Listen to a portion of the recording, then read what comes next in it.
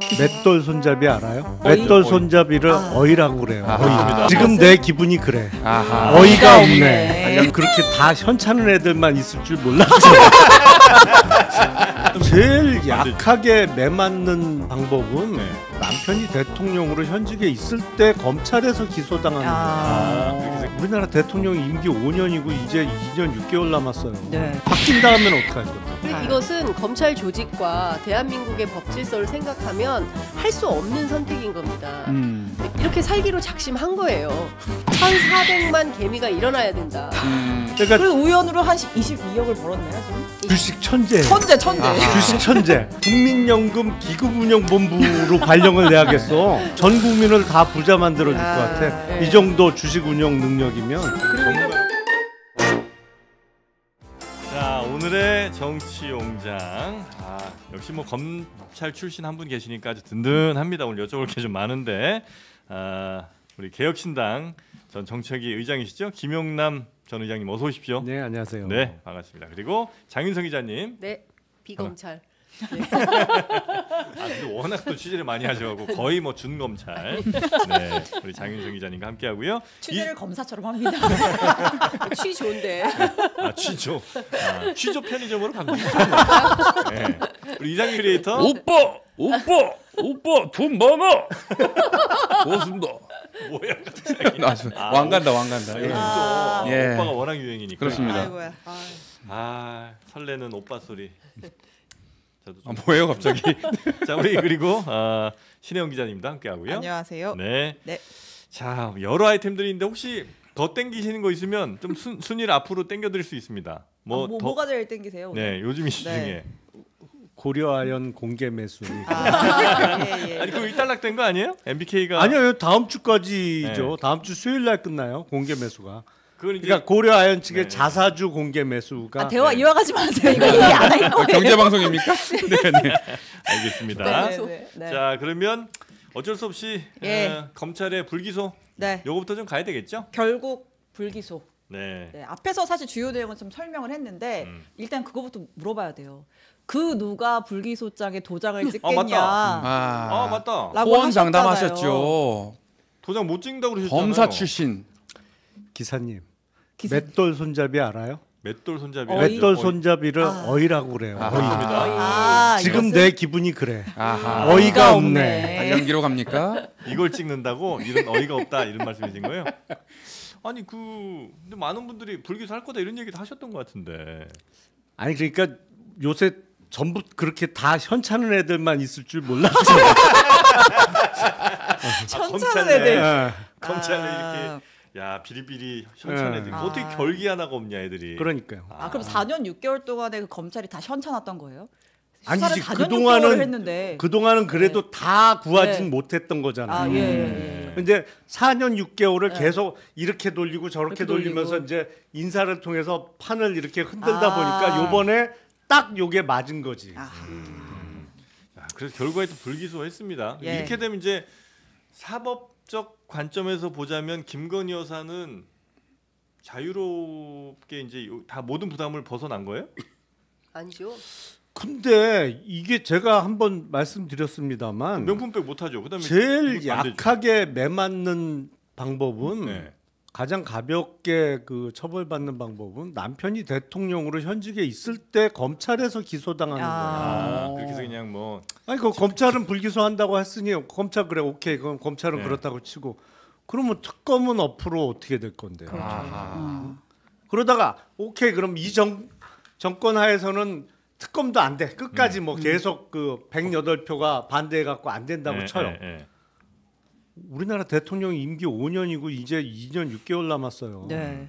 바뀐 다음엔 어떻게 할 건데? 물론 도이치모터스 주가 조작 사건은 지금 대법원에 상고가 돼 있기 때문에 그 상고 사건이 끝나면 공소시효가 진행되고 이 정권 임기 내에 어쩌면 공소시효가 완성될지도 몰라요. 그러니까 만약에 지금으로부터 한 1년 4개월 이내에 대법원 확정 판결이 나버리면 1년 2개월쯤 남았으니까 지금 시효가 그러면 이제 공소시효 완성이 될지 모릅니다만 지금 김건희 여사가 받고 있는 혐의는 도이치모터스 주가 조작 하나가 아니잖아요. 예. 그렇긴 하죠. 근데 훨씬 예를 들어 많잖아요. 주가 조작만 보자면 그러면 공소시효 완료되면 그때는 특검에도 안 되는 거죠? 안 되죠. 공소시효 아. 완성되죠.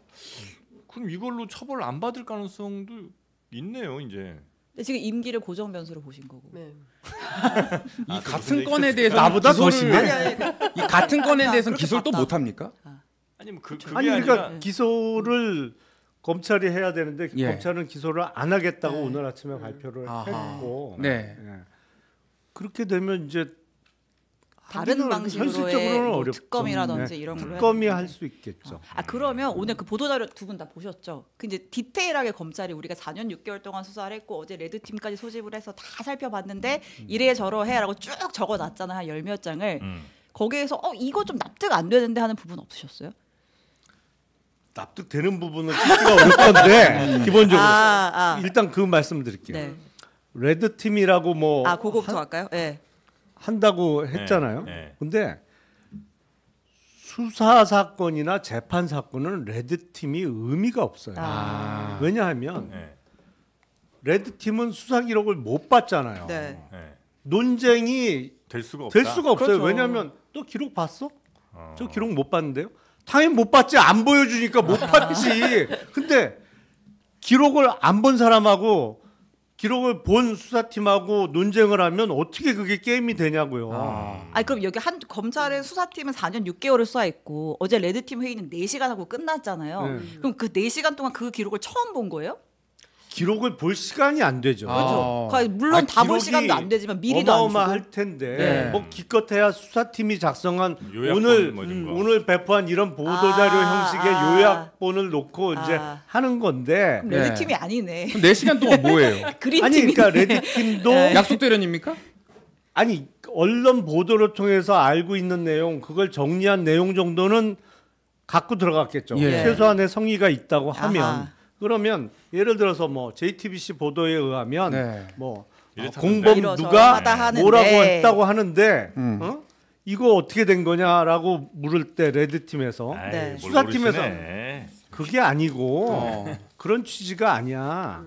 그러면서 거기 그 뉘앙스가 좀 다르고 아니면 저 구석에 있는 뭘 하면서 이때는 그거하고 좀 달리 진술했어. 근데 너 수사 기록 봤어? 그럼 뭐라 그래요, 레드 팀이? 그러니까 수사나 재판은 레드 팀이 큰 의미가 없어요, 원래. 그러니까 이런 거잖아요. 그러니까 수심위도 하기가 버거웠던 거죠. 예. 그래서 레드팀이라는 어떤 그림을 만들어서 최소한 검찰이 이런 노력은 했다라는 형식을 맞추는 수준인 거고 네. 아니 검사들끼리 앉아서 레드팀이건 블루팀이건 모여서 다 똑같은 얘기를 하겠죠. 어쨌든 지금 누굽니까 이창수 지검장이 그 전주에서 서울로 올라올 때부터 명품백 도이치 두 사건에 대해서는 불기소한다라는 얘기가 그냥 파다했어요. 네, 그리고 네, 실제로 그것을 선거 때 앞두고 했다가 여론에 역풍이 있을 것 같으니까 그거 못한 지나자마자. 거고 선거 끝나자마자 불이 나게 한 거예요. 예.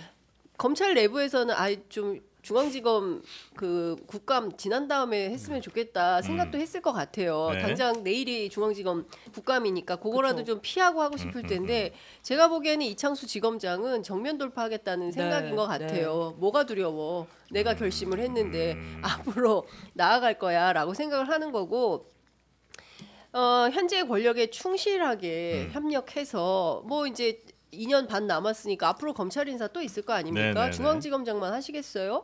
더 올라가겠죠. 그 다음에 이제 정관예우 받아서 돈 많이 벌면 되는 거죠. 아하. 이것은 검찰 조직과 대한민국의 법 질서를 생각하면 할 수 없는 선택인 겁니다.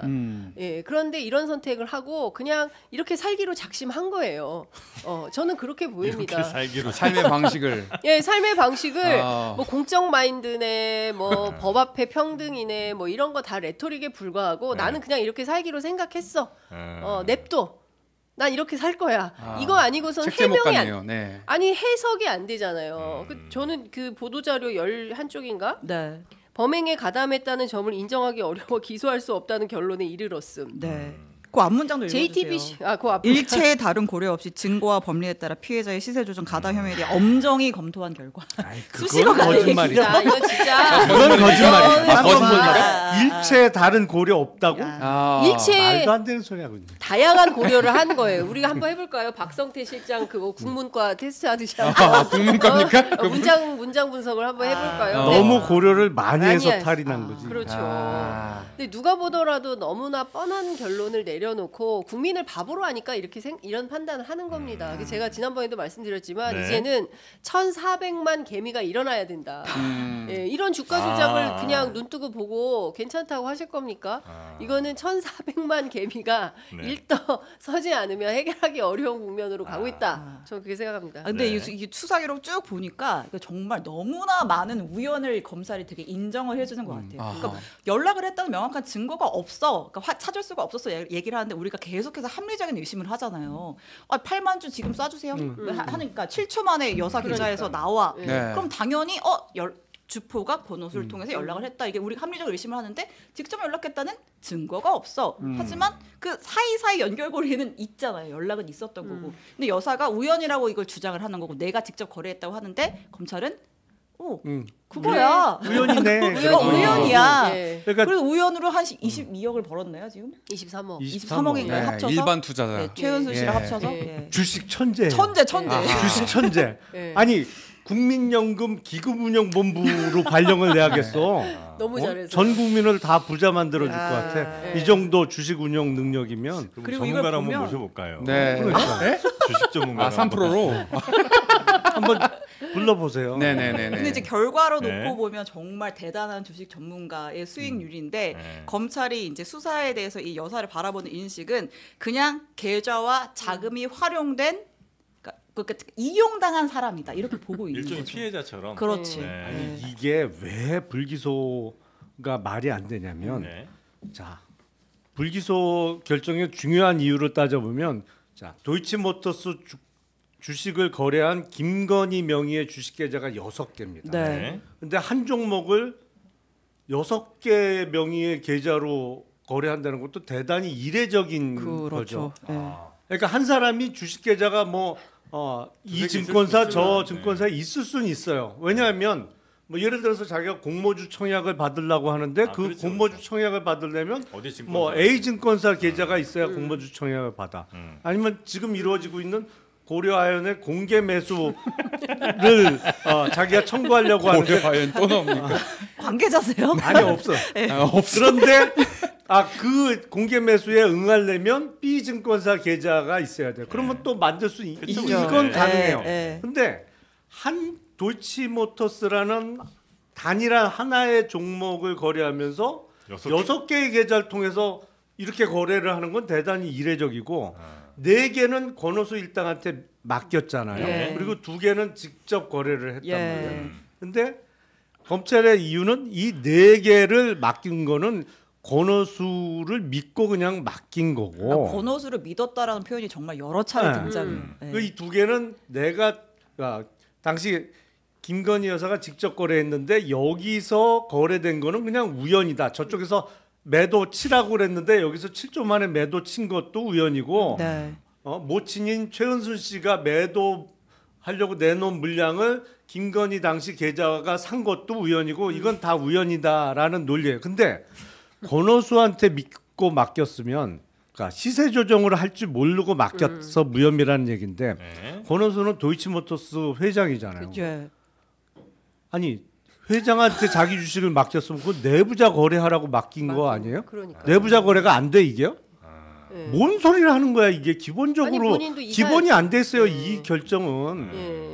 그 내부자 거래 혐의는 인정해야 될 거 아니야 그러면. 제가 보기에 김용남 의원님을 특검으로 임명해야 돼요. 아하. 불러주면 그때 하겠다고. 이거 진짜 특검으로 임명해서 제가 수사를 똑바로 해야 될 것 같아요. 요새 웬만하면 화 안 내고 웃으면서 방송하려고 무지하게 노력을 하는데 이거 너무 어이가 없으시구나. 어이가 없네. 지금 이런 저러한 네. 뭐 진술과 증거에도 불구하고 여사는 그런 시세 조정 범행이라고 하는 걸 인식을 못했고 전혀 몰랐다. 그러니까 권오수 회장만 그냥 믿고 맡겼다. 이거 뭐 이렇게 알아서 잘 뭐 하겠지 했다 이거잖아요. 근데 그 회사 회장인데 누구보다도 내부자지. 그러면 내부자 보고 내 주식 맡아서 굴려달라고 했는데 그게 어떻게 내부자 거래가 안 되냐고요. 아 그리고 우리가 아니, 앞서 도이치 주식 봤잖아요. 있어요? 그 또 없어요. 다른 또 다른 선주 그런 잡주를 내가 왜 거래? 잡주라니요.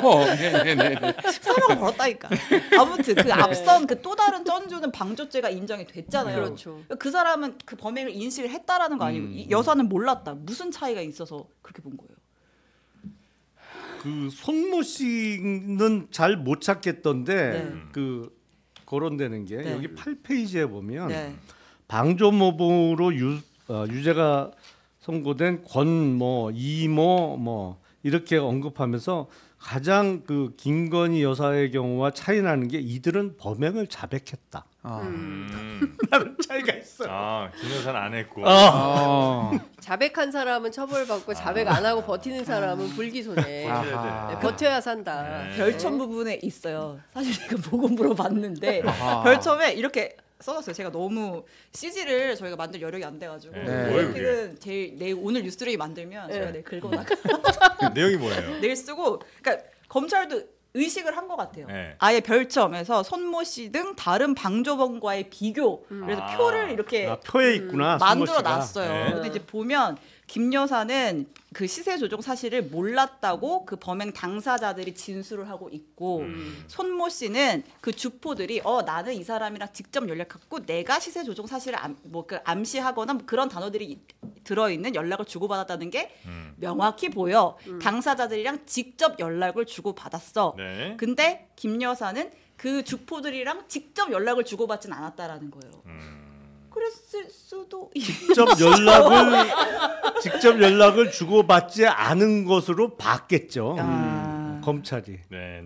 근데 이게 그 당시는 모르겠지만 저희 보도에 따르면 그 수사 본격화된 시점에는 한 그렇죠. 9월쯤인가 그때는 직접 연락하면서 수많은 막 연락을 했죠. 한 40차례가 연락하면서 좀 이렇게 대응 전략을 짠 것 같은 그런 정황이 있지 않았어요? 아니 그러니까 이게 그 최종적으로 주가 조작이 이루어진 게 2012년까지의 범행이잖아요. 그러니까 통신사의 어떤 통신 그 조회가 가능한 건 보통 1년이란 말이에요. 근데 그러니까 그게 조회가 가능한 시간이 훨씬 지난 시점에서 이루어진 조사인 거죠. 예. 그러니까 대부분 그 관련자들의 진술에 의존해서 여기는 그 연락을 주고 받았다라고 진술하거나 그런 취지로 보이는 거고 네. 여기는 연락을 주고 받지 않았다라고 진술한다고 정리를 했는데 네. 근데 실제로 그 주범들이 연락을 한 취지로 진술한 게 있잖아요. 아니 그렇기도 하고 BP 패밀리까지 나왔잖아요. 그러니까 패밀리라며, 패밀리. 패밀리를 끼지도 못했던 그 예, 5인방. 그렇게까지 얘기가 나오고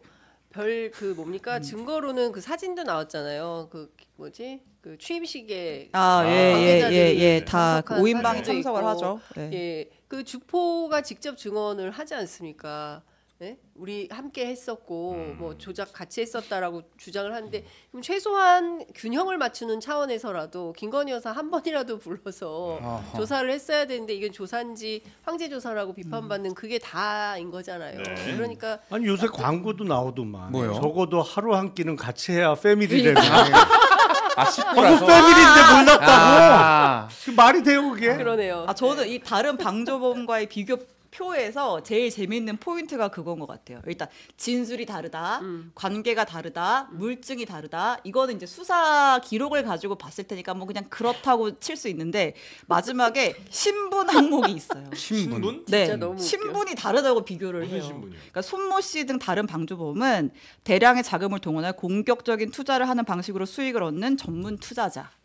그다음에 이제 김건희 여사의 신분은 주식 거래나 주식 시장에 대한 이해도가 낮은 일반 투자자. 아하. 근데 무슨 일반 투자가 이렇게 수십억씩 이해도가 낮다. 그 잡주에 투자를 해 일반 투자자가. 그럼 이제 앞으로 이제 민주당은 당연히 더 특검 쪽으로 강하게 드라이브를 원래 걸겠죠. 민주당에서는 김건희 특검은 그 국감이 끝나는 10월 25일 국감이 끝나면 이제 11월 초에 겸임 상임위들 국감이 있지만 조금 그때보다는 덜 바쁘기 때문에 그 무렵으로 김건희 특검을 처리하자 본회의 잡아서 이제 이런 판단을 네. 하고 있었는데 바짝 한 달을 땡겨가지고 오늘 김건희 특검법을 다시 재발의를 한다는 것이고요. 네.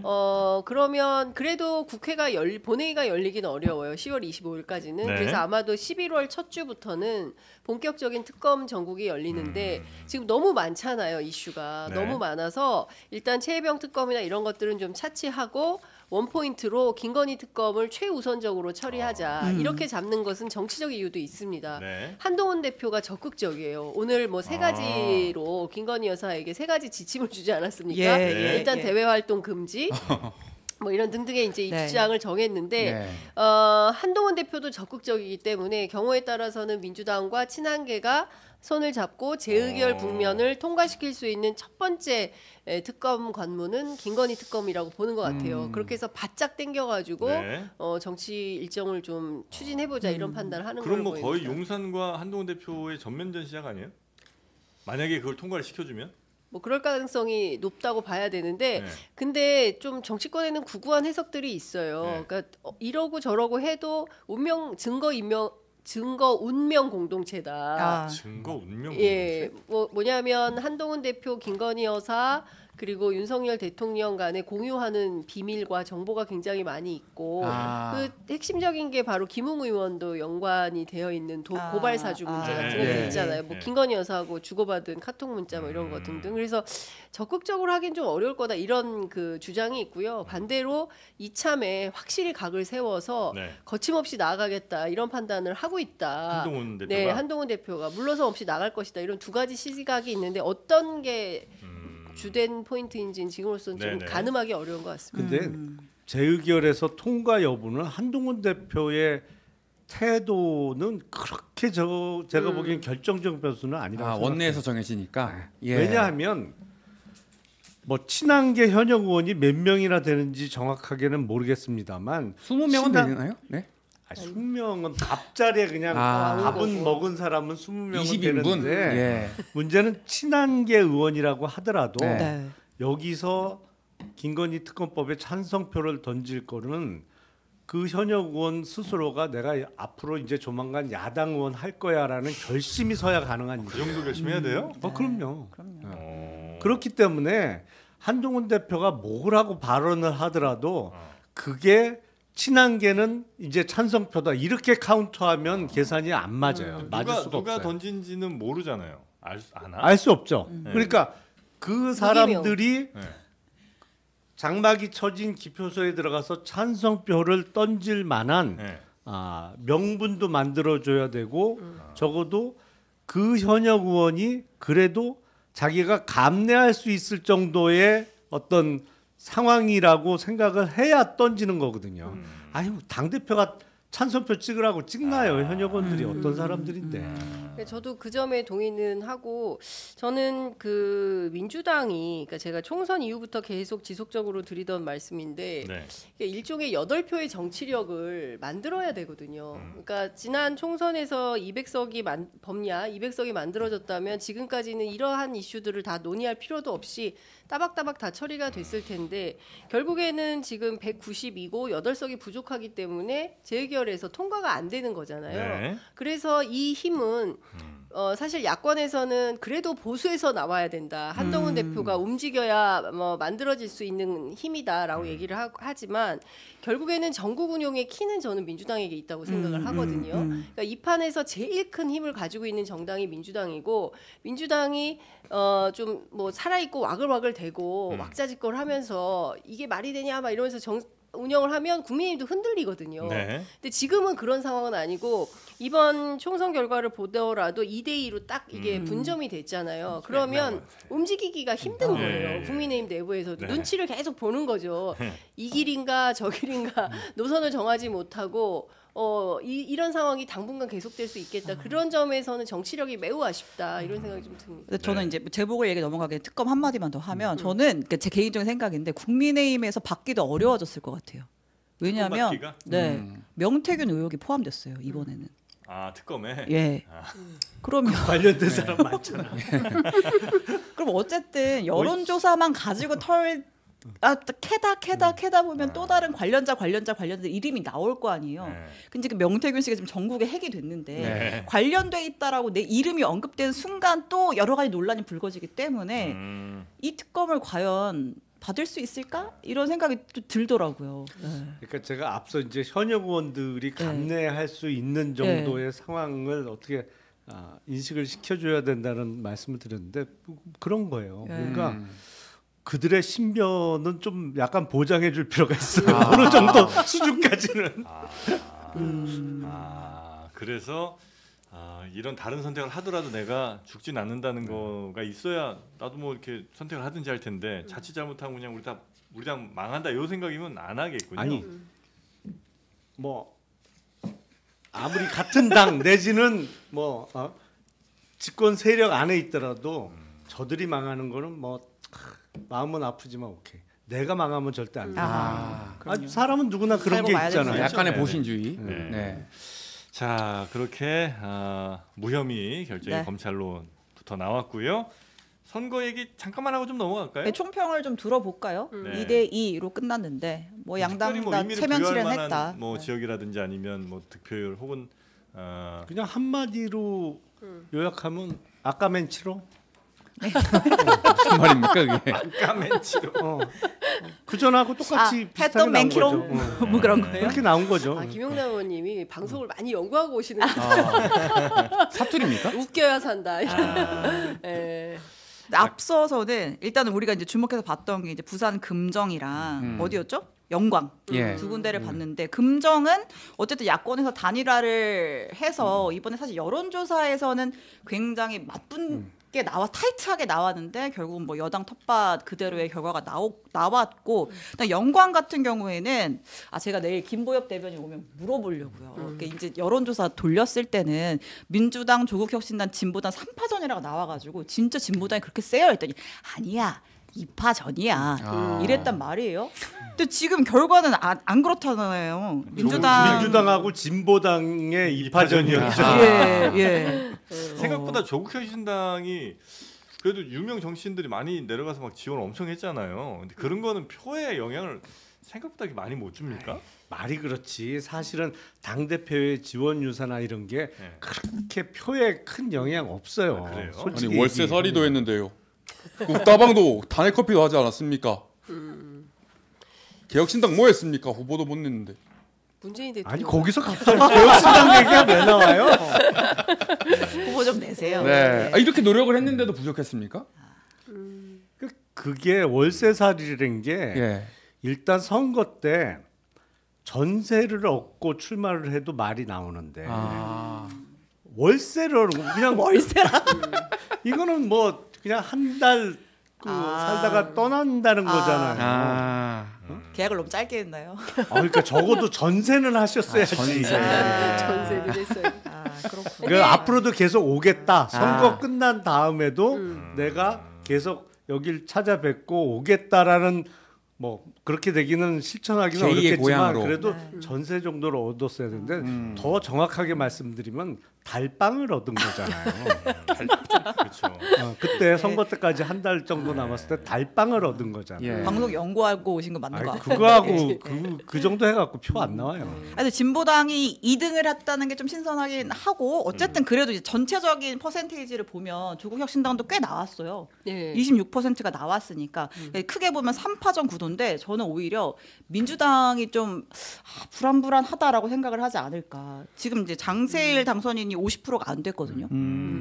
그러면 이제 뭐 나중에 41%. 민주당을 제외한 단일화가 있거나 하면 또 모르는 결과가 되는 거잖아요. 저는 좀 큰 틀에서 봐야 될 것 같은데요. 일단 첫 번째 대통령의 지지율이 이렇게 낮은데 범야권까지는 아니다 할지라도 그 어쨌든 민주 진보 진영이라고 하면 민주당하고 조국혁신당이 힘을 합쳐서 뛴 선거인데 그에 비해서는 2대2라고 하면 너무나 평이한 결론이다. 그러니까 이 정세에 맞지 않는다. 이 정세라면 적어도 뭐 부산 강화 물론 둘 다 어려운 지역이긴 하지만 파란을 일으킬 수 있는 어떤 사건이 있었어야 되는데 그것은 없었다. 이거는 야권에게 상당히 좀 아픈 선거 결과다. 저는 그런 생각을 하고요. 두 번째는 한동훈 대표 기는 살려주었다.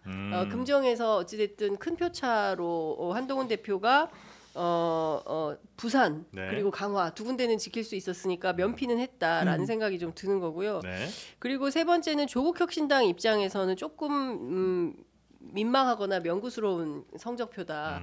그러니까 월세를 얻고 초반부터 굉장히 그 주력을 한 선거였는데 그 결과가 영광에서 3위라는 것은 조금 부끄러운 성적표다라는 말씀을 좀 드리고 네. 실제로 영광에서는 그랬다는 거예요. 진보당 당원들이 전국에서 와가지고 영광 그러니까 선거를 뭐. 했잖아요. 네, 임의 전술로. 그렇죠. 네. 그래서 뭐 그때 굉장히 더웠는데 네. 전부 그 고추밭에 가서 고추 따고 네. 뭐 밭일 도와주고 쓰레기 줍고 뭐 손톱 깎아드리고 안마 해드리고 막 이렇게 하면서 이제 진보당 한 표를 해서 네. 할머님들이 그랬다는 거예요. 내 자식보다 네가 낫다. 예, 우리 애들은 저 고추 따러 안 오는데 진보당이 와서 고추 대신 따준다. 너무 고맙다. 이제 이런 얘기를 했다는 거죠. 네. 그러니까 이런 동네 선거는 이런 생활 밀착형이 가능한데 그래도 조국혁신당은 구성원 자체가 상당히 엘리트들이잖아요. 그렇기 때문에 이게 잘 맞지 않는 캠페인 전략이 아니었나라는 생각이 좀 들고 좀 길어져서 죄송한데 네. 선거 전략 자체를 야권이 좀 처음부터 정치 협상을 통해서 호남은 민주당이 하고 부산을 조국 대표가 가고 전폭적으로 차라리. 예, 지지를 좀 해줘라. 전략적으로 했으면 예, 그렇게 초반부터 선거 캠페인 전략을 짜고 싸우지 않고 했더라면 지금보다는 조금 더 나은 결과를 얻지 않았을까라는 생각을 아니면 해봅니다. 고추밭에서 고추를 따는데 막 들익은 거 막 따고 이래갖고 아, 화나신 거 아니야? 자, 그러면 그리고- 이 지점 네. 그 한동훈 대표가 어쨌든 네. 금정에서 그 김 여사에 대한 발언 수위를 계속 올려가면서 한 6-7분 유세를 했던 거 아니에요. 그럼 이제 결과가 어쨌든 뭐 승리로 나왔는데 그럼 이게 먹혔다고 보시는 거예요? 이 메시지가 먹힌 거면 결국은 이제 뭐 어쨌든 용산의 책임론이 더 커지는 거고. 네. 그렇게 주장할 수 있죠. 충분히. 한동훈 대표 측에서 친한계가. 그런데 선거는 사실은 제일 중요한 건 터가 어떤 터냐가 제일 중요하고 부산 금정구는 이른바 국힘이 한 20년 동안 뭐 대충 이기는 지역이에요. 예, 거기는 예. 뭐 큰 이변이 있지 않는 한 여당세가 어떤 후보가 나가더라도 네. 이기는 지역이기 때문에 더군다나 그리고 부산 금정구가 최종적으로 투표율이 50%를 못 넘겼잖아요. 예. 47%쯤 나온 것 같은데.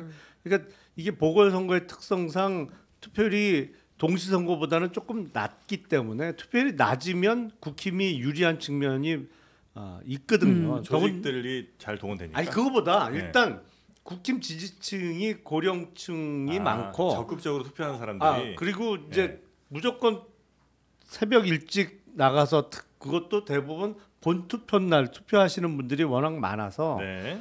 그 금정의 경우에 사전 투표율이 20%밖에 안 나오고 네, 맞아요. 본 투표율이 사전 투표율보다 더 높은 대략 27%쯤 나온 걸 보고 여기는 국힘이 이기겠다고 생각했는데 그대로 그냥 나온 거예요. 그러니까 사실은 그런데 한동훈 대표나 친한계 입장에서는 앞서 말씀하신 대로 그게 먹혔다라고 충분히 주장할 수 있죠. 네. 주장하면서 그 스탠스를 선거가 끝난 오늘 이후에도 더욱 공고히 하면서 어떤 윤석열 대통령과의 독대 내지는 면담 시에 본인의 위상을 조금 더 확보할 수 있는 그런 거리는 충분히 되겠죠. 그러니까 곧 만난다고 하니까 대통령을. 만날 수는 있는 걸까요? 저도 약간 의문이에요. 이거 과연 될까? 아니 그러면 지금 이 순간에 제 기분은 어떨까요? 두 분이 좀 얘기 좀 해주시죠. 본인 기분을 왜 이 두 분한테 뭐. 어이가 없죠. 윤석열 대통령도 네. 왜냐하면 내가 정의롭게 결정했는데 왜들 이렇게 난리야. 그리고 본인 스스로도 어이없어 하실 것 같은데 본인 그러면 생각이 요거 좀 땡겨서 제가 할게요. 어저께 윤석열 대통령이 서울시 교육감 보궐선거 투표를 했잖아요. 네. 김 혼자 여사를 했어요. 또 안 나왔어요. 네, 또안 같이 나왔어요. 나서지 않고 사진 있나요 혹시? 투표하는 사진? 없나요? 네. 네, 나오네요. 나 홀로 투표를 했고 자 그리고 어저께 또 긴급 오찬을 소집을 했다고 긴급 하죠. 오찬이라는 게 뭐죠? 네, 그러니까 이제 뭐 원래 대통령의 일정이라는 게 빡빡하게 잡혀 있을 텐데 네. 사전에 뭐 예고되지 않았던 잡혀 있지 않았던 그 점심 자리를 한 것 같아요. 네. 정진석 비서실장, 성태훈 정책실장, 홍철호 정무수석 불러가지고 오찬을 했다. 그렇다면 뭐 선거도 있었고 뭔가 그 이후에 독대도 해야 되고 하니까 뭐 여러 가지 좀 논의를 했던 거 아닐까. 요즘 이제 정세에 대해서 예. 네. 참 이해가 안 되는 게 예. 불과 얼마 전에 마포대교에서 그 위풍당당한 모습으로 막 그렇죠. 지적하면서 네. 이렇게 하더니 통상 다른 영부인들도 다 하던 투표날 대통령 부부가 같이 투표하는 장면에선 또 금방 빠져버려요. 아하. 그러니까 제가 그때 마포대교 그렇게 나왔을 때 저거 2일 천하가 될 텐데 왜냐면 그 주 맞아요. 목요일 날 그 항소심 선고가 있기 있었죠. 때문에 도이치모터스 주가 조작 사건 그래서 손모 씨 방조죄는 유죄 선고될 가능성이 매우 높은데 바로 이틀 전이 화요일 날 밤인가요? 그 마포대교에서 그렇게 막 지적질을 하시길래 저건 지적질을 하시. 3일 천하도 아니고 2일 천하밖에 안 될 것 같다고 했는데 아니 이게 금방 돌아오는 투표에 같이 투표도 또 못하는 상황이 됐잖아요. 네. 그러니까 지난번에도 총선 때도 혼자 투표했잖아요. 기왕이면 대파 산지에 가가지고 또 해가지고 그 대파 논란을 키운 게 대통령인데 그때도 김건희 여사 왜 투표도 안 하는 거냐 김건희 여사가 그랬더니 나중에 뭐 조용히 뭐 경호원들하고 뭐 예. 용산 어디에 가서 했다. 근데 이번에는 어디서 투표했는지 아직 안 나와요. 네. 김건희 여사 투표 안 한 건지 안 했는지 좀 기자들이 확인 취재가 필요하고 네. 오늘 이례적으로 대통령실에서 갑자기 이런 입장을 냈어요. 어려움이 있더라도 의료개혁 등 4대 개혁과 저출생 극복, 개혁 방안 흔들림 없이 추진해서 미래로 나아가겠습니다. 부족한 부분은 국민의 뜻을 받아들여 바꾸어 나가겠습니다. 기자들이 이게 뭐냐 웬 그랬더니 뜬금포예요.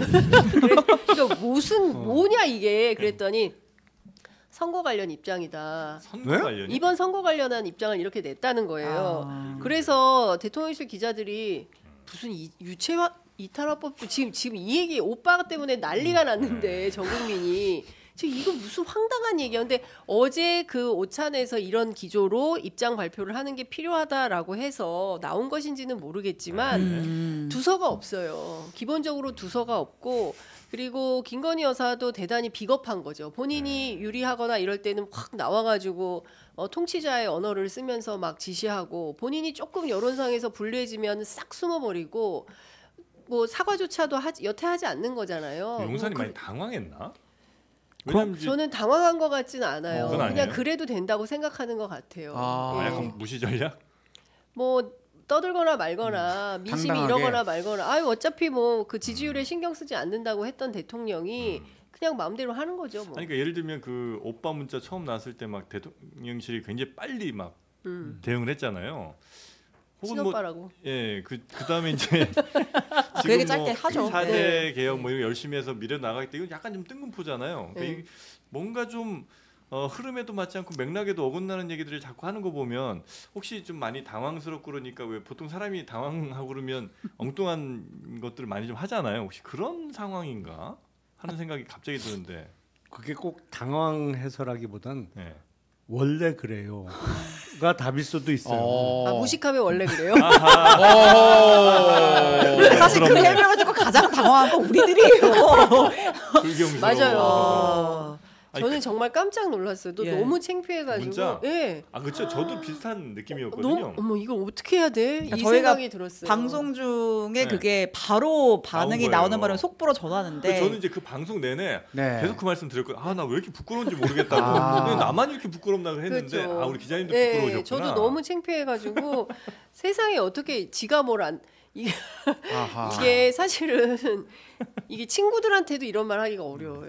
예, 아, 아무리 자기 친한 남편이 친구들끼리도. 그렇죠. 자기 남편이 미워도 이거를 남한테 이렇게 얘기하기가 참 이게 쉽지 않은 일이거든요. 근데 이거를 오밤중에 알지도 못하는 사람한테 이런 걸 주고받았으니 이 정도면 윤석열 대통령 성정상 경로해야 되거든요. 아. 근데 경로했다는 또 얘기도 안 그래도 돌아요. 참으시는 것 같아요. 예. 아, 근데 진짜 사실 대통령실이 명태균 씨 의혹 계속해서 불거졌을 때 입장 발표를 좀 자제해 왔는데 이번에 좀 이례적으로 정말 빨리 나왔잖아요. 친오빠, 친오빠. 네. 근데 이제 그 네. 배경이 궁금해서 좀 알아보니까 네. 모르겠어요. 그러니까 어쨌든 그러니까 여사가 먼저 고위 관계자에게 이거는 친오빠다라는 입장을 알려왔다. 네. 아, 이 네. 문자 딱 나오자마자 네. 음.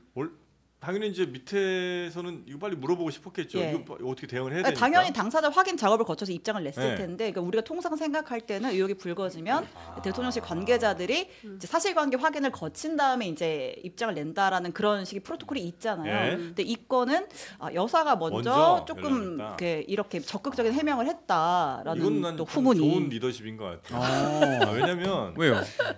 이 사람 입장에서 먼저 네. 움직여. 물어보기 너무 힘들거든요. 아. 이거 오빠가 누구 이렇게 못 물어볼 거 아니에요. 아하. 그럴 때 먼저 위에 찾아가는. 있는 사람이 네. 이거는 우리 친오빠가 맞습니다. 음. 이렇게 먼저 알려주고 나 이거 좋은 리더십이다. 아, 수평적 리더십.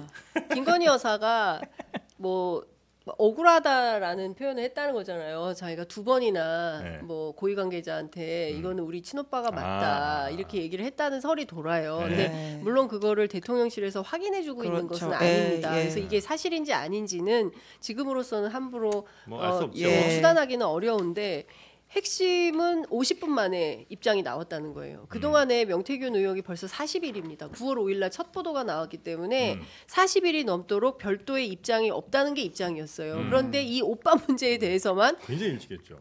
그냥 벼락같이 나서가지고 근데 정말 굳이 제일 안 해도 될 해명 아니에요? 아니 그 해명 때문에 더 커진 거예요. 그러니까. 일이. 그러니까 이런 정도의 정무 감각을 갖고 있으니 네. 이 나라가 어떻게 되냐 참 걱정인 거죠. 한숨이 그게- 참. 네. 방금 말씀하신 대로 영부인이 먼저 전화를 해서 그 친오빠라고 얘기했다고 하면 전후 사정이 이해가 되는 거예요. 사실은. 왜냐하면 명태균 씨가 사실은 앞뒤 자르고 고기만 딱 공개를 했죠. 한 거잖아요. 네. 그러면 뭐 일부에서는 편집 가능성 내지는 뭐 이게 조금 만진 거 아니야? 조작해서 이렇게 만든 거 아니야? 라는 의혹을 가질 수도 있어요. 근데 제가 그 전에 환경부 블랙리스트 사건 때 네. 문재인 정부 시절에 그걸 제가 입수를 해갖고 공개를 처음에 했단 말이에요. 네. 그래서 이게 최초로 그 공개되는 문재인 정부에서의 블랙리스트입니다. 이렇게 했는데 기자들이 그리고 이제 환경부에 확인을 했을 거 아니에요. 근데 환경부의 첫 일성이 뭐였냐면 그런 의도로 만든 게 아니다. 만들었다는 건 인정이네. 그렇지. 그 순간에 이게 환경부에서 작성됐던 거는 맞는구나. 확인이 되는 아, 거죠. 예. 이게 그러면서 바로 그냥 불이 붙은 거거든요.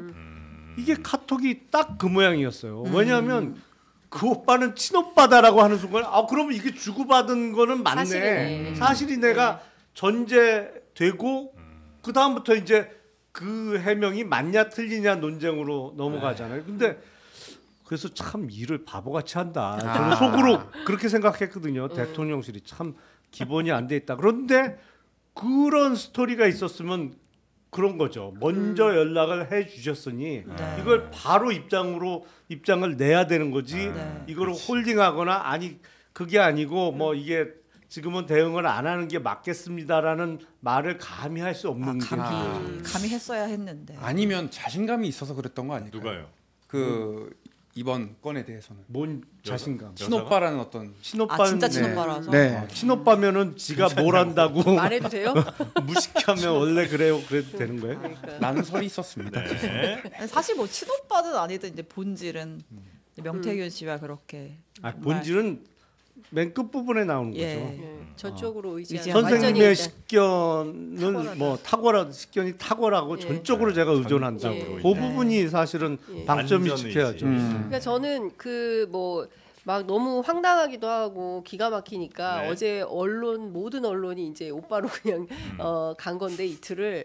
근데 어제 저녁에 나온 그 뉴스타파 보도를 시작으로 해서 네. 전 상황이 또 조금 변경될 수 있겠다. 네. 왜냐하면 대통령이 그 국정 그 과제와 관련해서 네. 발표하지 않았는데 명태균 씨가 어떻게 미리 알고 뭐 플랜카드를 준비시키고 예. 문구를 조정하라고 하고 예. 상원 산다. 그렇습니다. 네. 예, 이런 내용들이 나오는 거 보면 이제 이걸 토대로 해서 더 많은 내용들이 나올 것이고 이권에 개입한 거 그 2,000개의 카톡이 있다는 거잖아요. 명태균 씨가. 네. 그러면 이게 뭐 공개됐을 때 나라가 뒤집어질 거다 이런 얘기를 하고 있는데 네. 비단 오빠 문제가 아니라 그밖에 다른 문제들과 관련해서 이를테면 뭐 이럴 수 있잖아요. 뭐 총리나 누구를 인사를 하는데 네. 어떤 사람 이렇게 하려고 하는데 선생님 고견을 듣고 싶어요. 라고 했을 때 뭐 이 사람은 이래서 어떻고 저 사람은 저래서 어떤데 제 생각엔 이분이 좋겠습니다. 라고 했는데 그분이 됐어. 어머 정말 좋은 생각이세요 하고 그 이튿날 그게 발표가 됐다고 하면 네. 이런 건 진짜 심각해지는 거죠. 예. 처음에 문제는 이제 공천 개입 관련해서 좀 터졌고 그 다음에 쭉 나왔던 이야기들은 얼마나 대통령실과 명태균이라는 사람이 친분이 있는가 요거 갖고 이제 옥신각신하다가 이제는 그 문제도 어느 정도 좀 넘어간 것 같고 이제는 국정에 그렇습니다. 명태균이라는 사람이 실제 영향을 미쳤느냐 아니면 그 국정에 정보를 누구보다 빨리 알았느냐 이 문제들이 이제 앞으로 계속 보도가 될 그렇죠. 예정이겠군요. 왜냐하면 명태균 씨가 20분의 1도 안 나왔다고 얘기를 했고요. 네. 본인이 갖고 있는 2,000개의 파일 가운데 네. 200개는 어마어마한 거라고 예고를 하고 있고 그리고 그 이분은 그냥 이 판을 즐기고 있는 걸로 보여요. 본인이 하나 공개하면 언론이 막 난리가 나잖아요. 모든 언론이 다 들러붙어서 기사를 쓰고 대서특필을 하고 있기 때문에 정치인들도 말을 잘 들어요. 김재원 의원이 이제 안 아무 말도 나와 안 해. 방송에. 매우 아쉬워요. 여당 인사들의 반응도 우리가 좀 주목해 봐야 네. 될 게 홍준표 시장이 바로 고소하겠다, 고발하겠다라고 네. 했다가 이제 더 이상 선거 브로커의 거짓말에 대응하지 않겠다라고 무대응. 했고 오세훈 시장도 고소장은 써놨다. 라는 말을 이제 접수는 아직 안 했다. 네. 이런 거고 김재현 최고도 세게 뭐 거의 뭐 무슨 개다 뭐하다 이렇게 설전을 네. 벌이다가 지금 계속 대응을 안 하고 있죠. 명태균이 뭔데 이렇게 정치인들까지 입을 닫게 근데 만드나? 명태균 씨하고 직접 통화를 해보면 네. 엄청난 자신감이 있어요. 지금도요? 예, 굉장한 자신감이 있고 그 주로 이분은 정치인들을 동물에 비유해요. 개, 닭, 말. 아하. 예. 그래서 닭이랑 말도 있어요. 그렇죠. 닭은 본인은 닭을 납품해서 봉황을 만든다고 얘기를 해요. 그렇기 때문에 닭들이 나를 찾아온다. 예. 안철수도 나를 찾아왔고 오세훈도 나를 찾아왔고 뭐 닭을 이런 봉황으로 만든 사람이 그렇죠. 나다. 예, 내가 봉황으로 만든다는 게 자기들끼리 알려지니까 나를 찾아오는 내가 한 번도 어떤 큰 양계장이군요. 네 네. 봉황 메이커, 킹 메이커다 네. 내가 그런 거죠. 나는 판을 만드는 사람이다. 이제 이런 아. 얘기를 하는 것이고 네. 그러니까 너무나 많은 정치인들이 연루돼 있기 때문에 이게 본인의 입이 열리면 자신들이 더 크게 다칠 수 있기 때문에 말 못할 걸? 뭐 자신 있으면 해보라고 하세요. 그러니까 오세훈 시장만 하더라도 이렇게 얘기를 하는 겁니다. 아니 왜 고소장만 써놨다고 해? 고소한 다음에 얘기를 해야지. 자신 있으면 고소하라고 하세요. 이 얘기를 기자들한테 하는 거예요. 근데 안 해 고소를. 그렇죠. 근데 대체로 막 네. 압수수색 당했죠. 그리고 네. 검찰 수사 앞두고 있죠. 네. 국감 출석하라고 요구가 나오죠. 대체로 이런 분들은 기자들이 접촉하면 안 만나요. 전화 끄고 숨어버리거든요. 아. 이분은 생방송 중에 자기가 전화를 해요. 그래서 막 자기 얘기를 하잖아요. 저돌적이네요. 그렇죠. 네. 그러니까 이 엄청난 자신감은 어디로부터 나오는 거야? 결국에는 뒤에 뒷배가 든든한 겁니다. 그렇지 않고서야 이게 가능한 일인가요? 네. 다들 고소장을 자기 일기장에 써놨나 보죠. 다이어리에 나쁜 사람 막 이러면서. 다이어리 고소장. 정말 너무하시네. 뭐 이렇게 써놓고. 아니 그러면 이제 이렇게 되면 만약에 그 뭐 주요 뭐 홍준표, 김재원, 오세훈 뭐 이런 분들이 이제 그냥 조용히 이렇게 못 본 척하고 있으면 그냥 요건 이렇게 넘어가는 거예요? 그럴 수는 없을 거 아니에요. 근데 그래서 특검 필요한 것 같아요. 정말. 사실은 진작에 어떤 그 수사기관의 액션이 나왔어야죠. 네. 아니 그것도 그렇고 용산에서 사실 이 사람 진짜 고소해야 될 첫 번째 사람 아니에요? 그렇죠. 사실은 네. 용산이 네. 명예훼손으로 대통령 고소를 해야죠. 모욕죄, 네. 예, 명예훼손. 개인 카톡도 또 공개해버려. 네. 이런 거는 진짜 용산이 왜 가만히 있는지 모르겠네. 그 유독 명태균 앞에서는 다들 조용해져요. 노래 하나 깔까요? 김정인 위원장님 한 말씀 해주세요. 아 김종인 위원장. 나는 그거 모른다고 봐요. 네? 그 아직 내가 그 김영남 의원 난 전혀 모른다니까. 나 그 사람 10분밖에 못 봤는데 어떻게 알아? 내가. 정말요? 인연이 좀 있으신 것 같은데. 하루에 10분씩? 내가 조용필의 그 허공이 생각난다. 알아보고 끝냅니다. 네. 예. 자, 근데 김종인 위원장에 대해서도 네. 사실은 자기가 굉장히 뭐 아버지라고 하면서 엄청나게 관계가 깊은 것처럼? 내용을 처럼이라고 하면은 이제 김종인 위원장에게 유리해지는 거고 실제로 관계가 깊었다고 얘기를 해요. 그런데 이제 김종인 위원장이 한겨레에서 그렇게 딱 나를 팔아먹으려고 하는 사람이다라고 말하는 순간 그때부터는 조금 그때 또 페이스북에 예, 올렸잖아요. 맞아요. 나의 정치적 아, 아버지는 상주. 돌아가셨다. 상주. 네. 그래도 그나마 김종인 위원장한테는 이 정도면 예의를 갖춘 거 아니에요? 맞아요. 그런 것 같아요. 아. 네. 이분이 욕하지 않는 두 사람이 있으니 하나는 김종인, 하나는 이준석. 이준석. 아하. 이준석 의원도 명태균하고 아주 각을 세우지는 않는 것 같더라고요. 네. 그렇죠. 명태균 사장 이렇게 약간 그래도 예. 존칭도 가능한 쓰는 것 같고. 근데 사실 그 제가 취재하면서 제일 재밌었던 게 네. 명태균 씨가 통화에서 그 얘기를 해요. 김종인 위원장이 나한테 엄청나게 부탁했던 게 뭔지 아십니까? 그래서 뭔데요? 그랬더니 우리 준석이 대통령 좀 꼭 좀 만들어줘. 그 얘기를 그렇게 강조를 했다는 거예요. 명태균한테. 네, 김종인 위원장이 그래놓고 이제 와서 나를 모르는 사람 취급을 할 수가 있는 거냐? 이거 너무한 거 아니냐? 그러면서 이제 비판을 하죠. 혹시 명태균 씨 저 가능하시면 우리 구독자 좀 늘려주시면 안 될까? 꼭 좀 부탁드리고 싶습니다. 뭐다 하실 수 있는 분인 것 같아요. 세긴 세네. 태균 나 좀 도와주세요. 해리스 너무 셉니다. 명태균 콜 오케이 땡큐 고맙습니다. 이제 미대선도 3주밖에 안 남았는데. 미국 아, 선거까지. 요런 봅니다. 글로벌하게. 네. 자, 네. 끝으로 요거 하나만 좀 볼까요? 그 주기환 전 아. 특보가 네. 괜찮은 자리로 간 것 같습니다. 이분 누군지 다들 뭐 네. 아실 아실 거고. 텐데 혹시 모르니까 조금 설명해 일단은 주신다면. 그러니까 윤 대통령의 20년 지기 네. 검찰 수사관 출신이고 그 지난번 총선 때 비례대표를 이제 받으려고 했는데 순번이 꽤 뒤로 밀리는 바람에 기분 나빠서 이제 사퇴를 하셨고 그리고 나서 바로 특보로 네, 임명됐어요. 한 사흘 뒤인가 이제 대통령이 재취업을 시켜줬죠. 아. 민생 특보로 들어갔는데 네. 지난 7월에 연봉 3억 원이 넘는 전 이런 기관이 있는지 처음 알았어요. 유암코 연합자산관리 상임 감사에 야. 선임이 됐다라고 합니다. 근데 이게 뭐 기업 M&A 같은 거 살펴보고 이런 자리라면서요. 아니 유암코는 예. 그러니까 이게 연봉 3억이 넘는다 그랬잖아요. 예. 이것도 일종의 금융기관이에요. 아. 그건 뭐냐면 시중에 뭐 KB, 신한 이런 그 하나은행 같은 굵직굵직한 시중은행들이 공동으로 출자를 해갖고 네. 은행에서 부실 채권이 아. 나오잖아요. 그러니까 대출을 해줬는데 그걸 못 갚아. 그러면 그 은행에서 그 채권을 계속 갖고 있으면 부실 채권 비율이 올라가고 이제 그게 너무 많아지면 BIS 비율도 문제가 되고 그러니까 그거를 또 넘기는 파는 기관이에요. 그럼 유암코가 그걸 다 대부분 받아요. 예.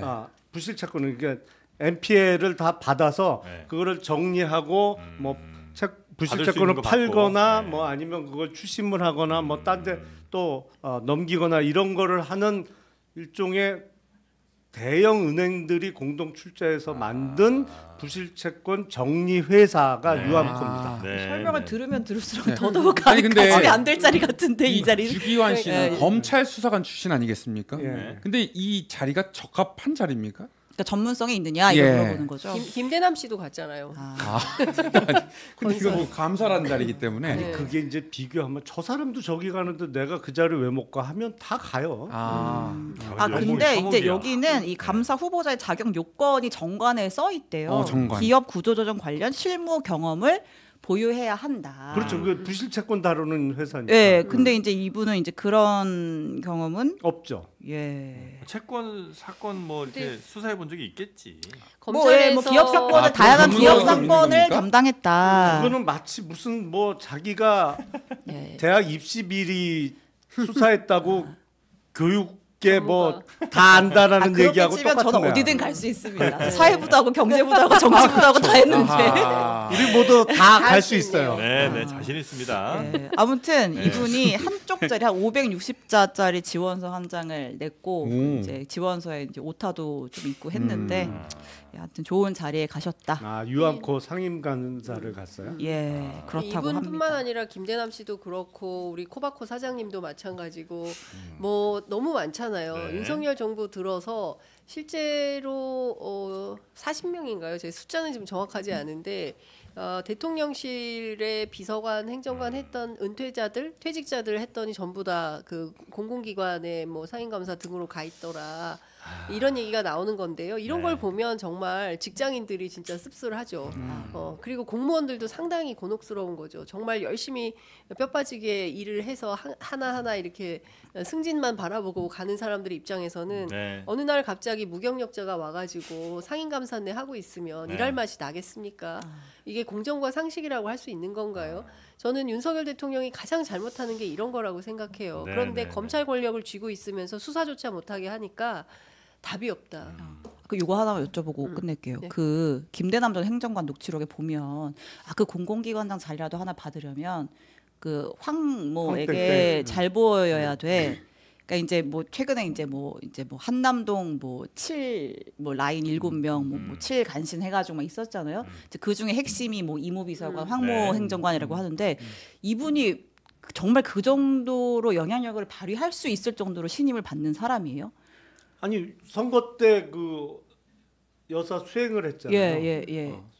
여사 수행을 했고 윤석열 대통령하고는 윤석열 대통령이 옛날에 검사 시절부터 예, 뭐, 오래전에 예. 그 윤석열 대통령이 두 번째 임지, 네. 첫 번째 임지는 아마 대구였나 부산이었나. 두 번째가 그랬고. 아마 강원도 강릉이, 강릉가에서 이제 그러니까. 거기에서 기업가의 아들이다 이거죠. 그렇죠. 예, 그 예. 강릉 근무한 게 벌써 몇 년도야? 96년도쯤 될 테니까 거의 근 30년 네.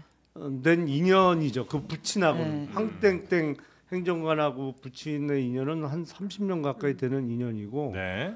그러니까 뭐 근데 호칭이 다르다는 얘기도 나오는 거잖아요. 뭐 삼촌 뭐 이모 한다라는 얘기도 있는데 저의 의문은 아니 20년지기 40년지기가 많잖아요. 그러니까 뭐 그런 개인적인 친분을 차치하고 이 사람의 말을 그렇게 신임하고 들을 정도로 이 자리엔 누가 좋겠습니다. 만약에 사실이라면 라는 말을 들을 정도로 이 사람이 어떤 능력을 갖고 있냐라는 거죠. 그거보다는 보여준 게 있느냐. 말을 전달해 줄 수 있는 자리에 있기 때문에. 창구라는 것만으로도. 그렇죠. 왜냐하면 제가 보기에 김대남 전 선임행정관은 직접 김건희 여사한테 전화해서 얘기할 수 있는 관계가 못 돼요. 그러면 자기가 아쉬운 게 있어. 자기가 요번에 어딜 가고 싶거나 뭐 어떤 걸 자기 처지를 전달하고 싶은데 직접은 연락 못 하고 이 얘기를 좀 전해줄 사람이 누구예요? 그거는 가깝고 수행을 했고 그 별 부담 없이 얘기를 전달할 수 있는 사람. 네. 그러니까 거기에 힘이 실리는 거지. 그 문고리가 달리 나오는 게 아니에요. 아니 그 보면 목걸이 3인방. 네. 권력자와 물리적 거리가 가까울수록 권력 크기가 커지는 나라들이 대체로 정치 후진국인 나라가 많더라고요. 예를 들면 어떤 나라가 있습니까? 그게 얘기 못 하겠어요. 왜 하나가 아니 있을까? 이건 일반론적인 아, 얘기죠. 예, 그러니까 예, 권력자랑 네. 이게 그냥 심리적 거리도 아니고 물리적 거리가 아하. 가까운. 그러니까 뭐 수행을 한다든지 뭐 비서리 뭐 맨날 있잖아요. 경호처장 뭐 이런 네. 사람들. 이런 사람들의 권력이 큰 나라들이 대체로 정치적으로는 좀 후진적인 나라가 아하. 많은 그렇죠. 것 같더라. 네. 그러니까 이런 거예요. 이제 제2부속실을 설치를 하는데 김건희 여사 집무실을 설치한다고 하니까 이거 뭐지라고 의심하기 시작하거든요. 네. 그러니까 과거에도 실제로 그 청와대 안에 제2부속실과 그 여사 집무실이 있었는데 그때는 별로 중요한 뉴스가 아니었어요.